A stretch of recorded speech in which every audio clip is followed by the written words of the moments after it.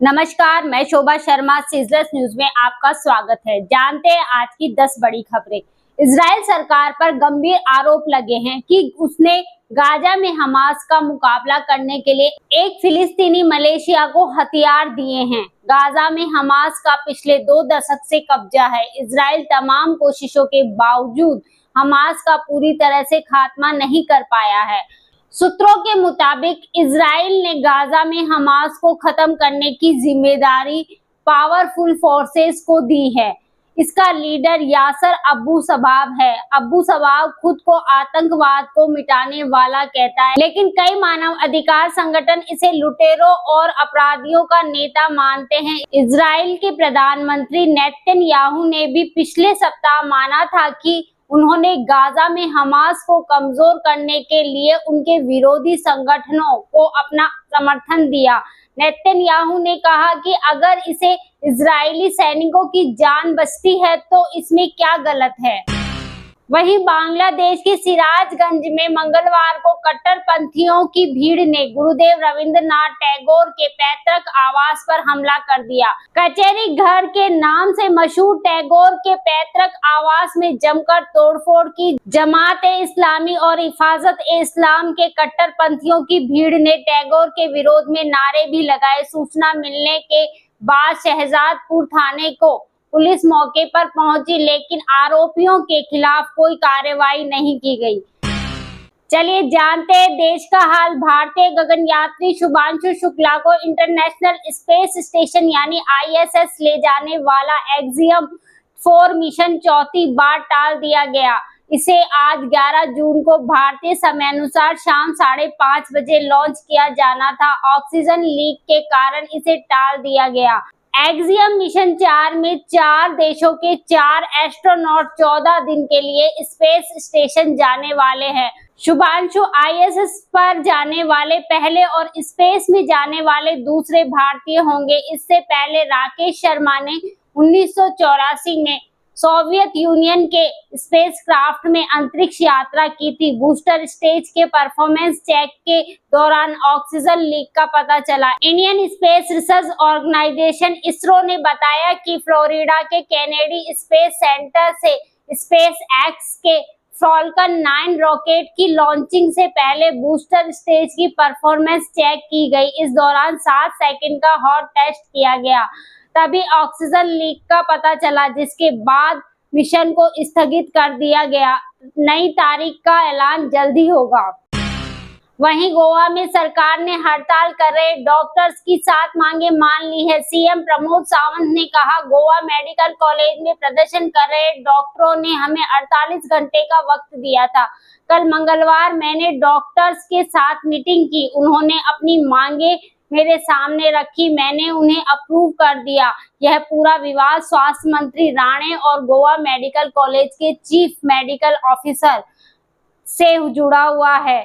स्वास्थ्य मंत्री ने मेडिकल कॉलेज का औचक निरीक्षण किया। इस दौरान उन्होंने ड्यूटी पर तैनात CMO डॉक्टर रुद्रेश कुट्टिकर पर मरीजों के साथ गलत व्यवहार करने का आरोप लगाया, सबके सामने फटकार लगाई। इस घटना के बाद मेडिकल कॉलेज के डॉक्टर्स हड़ताल पर चले गए। उन्होंने स्वास्थ्य मंत्री से माफी की मांग की और अपनी 7 शर्तें रखी थी।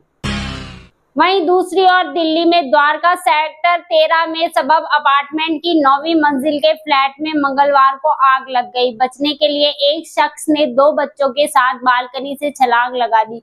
शख्स की मौके पर ही जान चली गई, जबकि बच्चों की अस्पताल में मौत हो गई। तीनों की पहचान यश यादव, आशिमा और शिवम के रूप में हुई।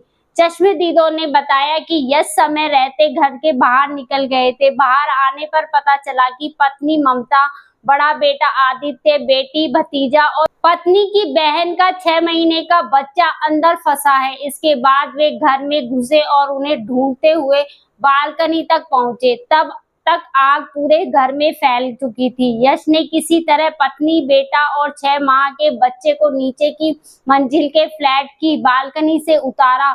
वे बेटी और भतीजे को भी नीचे उतारने की कोशिश में थे, जबकि बालकनी में लपटों से बचना असंभव हो गया था। दोनों बच्चों के साथ नीचे कूद पड़े, इससे तीनों की जान चली गई। वही राजा रघुवंशी हत्याकांड मामले में एक बात सामने आई है कि सोनम ने अपने परिवार से कहा था कि चाहे जो हो जाए वह शादी अपनी मर्जी से करेगी। तब सोनम की मां ने उसे कहा कि तेरे पिता नहीं मानेंगे, समाज में ही शादी करनी होगी।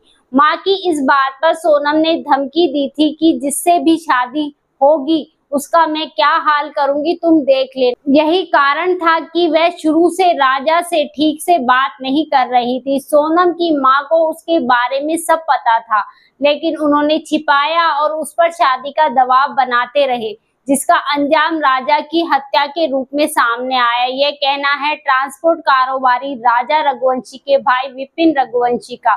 वहीं मां उमा रघुवंशी ने बताया कि हम इस शादी से बेहद खुश थे। आने वाले दिनों के लिए न जाने कितने प्रोग्राम तय कर रखे थे। हमें कुल देवता समेत कई देवी देवताओं के दर्शन के लिए जाना था, लेकिन 1 महीने में सब बदल गया।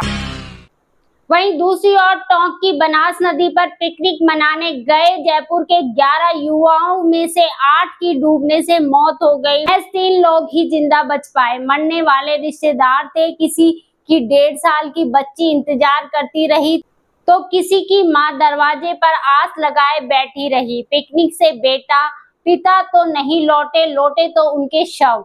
परिवार के लोगों ने बताया कि मरने वालों में 6 लोग तो रिश्तेदार ही थे। उनमें से किसी को भी तैरना नहीं आता था। जो बचे हैं वो थोड़ा बहुत तैरना जानते थे। अब जानते हैं मौसम का हाल। राजस्थान में गर्मी और लू ने हालात खराब कर दिए हैं। मौसम विशेषज्ञों की माने तो राज्य में अगले 4 दिन गर्मी से राहत की कोई संभावना नहीं है। इसके साथ बुधवार को 2 जिलों में गर्मी का रेड अलर्ट है। वहीं 2 जिलों में ऑरेंज और 9 जिलों में येलो अलर्ट है। मंगलवार को जयपुर, भीलवाड़ा, अलवर, पिनाली समेत 12 शहरों में भीषण गर्मी का प्रकोप रहा। कोटा, भीलवाड़ा में इस सीजन का सबसे ज्यादा तापमान दर्ज हुआ। तेज गर्मी के कारण हॉस्पिटल में अचानक मौसमी बीमारी के मरीज भी बढ़ गए। डॉक्टरों के मुताबिक ज्यादातर मरीज डिहाइड्रेशन, पेट में दर्द, लू लगने जैसी समस्याओं से ग्रसित होकर हॉस्पिटल पहुंच रहे हैं।